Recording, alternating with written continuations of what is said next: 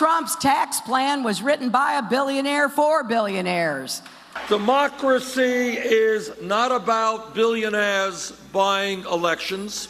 Don't give tax breaks to millionaires and billionaires. Whether this country works for billionaires like Trump and their big bank friends, or whether this country works for everyone else. Democrats certainly have a favorite target when they go after the rich and billionaires, but crickets when a billionaire who's also a liberal launches a $10 million campaign to impeach President Trump. Billionaire Democratic donor Tom Steyer's created an online petition. It now has more than 4 million digital signatures. Steyer is a so-called, well, he's a hedge fund manager. Some people call hedge fund managers evil. We're not going to do that, although have you ever had lunch with one of them? Anyway, he amassed a $1.6 billion net worth in the private sector, and it's definitely part of the 0.0001%. Joining us now to discuss all of this, Trump Media Advisory Board member and conservative radio host Gina Loudon. I'm going to ask you a politically charged question, then I want to go in another vein with this. But do Democrats pick and choose which billionaires they target and vilify? Because I think they're pretty cuddly with George Soros. Yeah, they definitely do. They must not have had all those lunches with hedge fund managers that you've had, because they apparently don't know that, you take all of the, what I noticed in your clips at the very beginning was you take all of this, we hate billionaires, Trump's a billionaire, Republicans like billionaires, that the Democrats say over and over again. And then you have somebody like Trump walk in and say, I want all people in America to be as rich as me. That's my goal. And it sort of just flushes everything they said right down that swampy drain that he was talking about in the first place. Well, there's also this. You've got Microsoft co-founder Bill Gates, Amazon CEO Jeff Bezos, legendary investor Warren Buffett. They're among the wealthiest people on the planet. They have more wealth combined than the poorest half of the entire United States. And all three are well known to support, in some cases, Democrats. But why do you think people... There is a common, I don't want to say the word hatred, but we target the wealthy. And we should point out that when people identify as conservative, that doesn't necessarily mean a celebration of wealth for wealth's sake. To be conservative is a celebration of core democratic values. Wealth and the ability to gain wealth would be part of that, the ability. But why do you think the rich become such an easy target for people on the left? Well, it's just simply identity politics. It's class warfare, just like they do gender warfare, just like they do race warfare.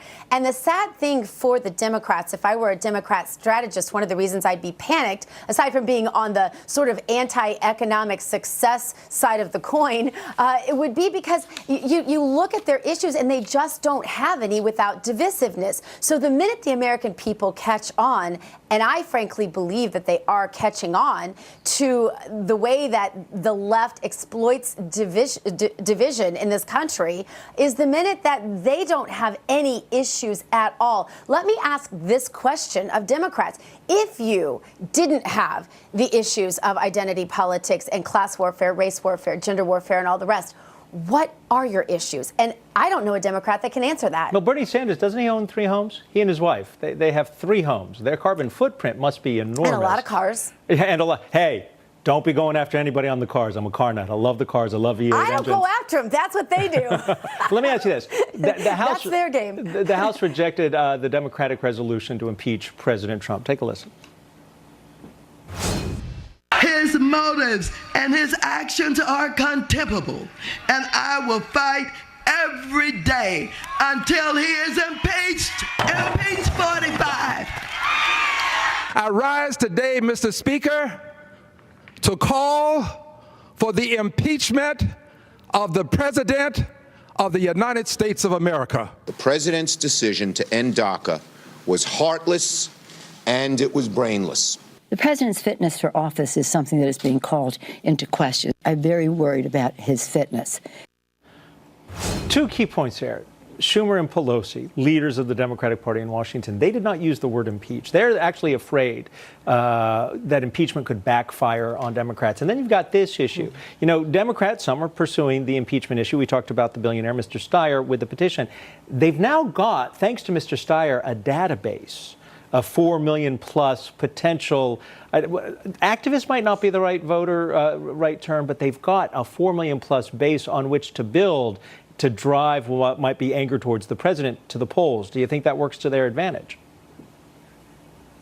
I don't think it works to their advantage. I, in fact, think it's a pathetic attempt. Now, I do believe it works to Mr. Steyer's advantage to have this mailing list, but does it work for Democrats? I don't think so. And there are a few reasons why. One, again, it exposes their hypocrisy. It's they who were opposed to anything changing on the Moore race. Americans in general don't like the overturning of elections. It just doesn't feel right to them.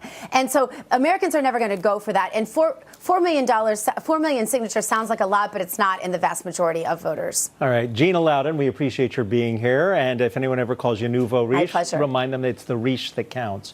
All the best to you and a happy new year. You too. Happy New Year. Thank you.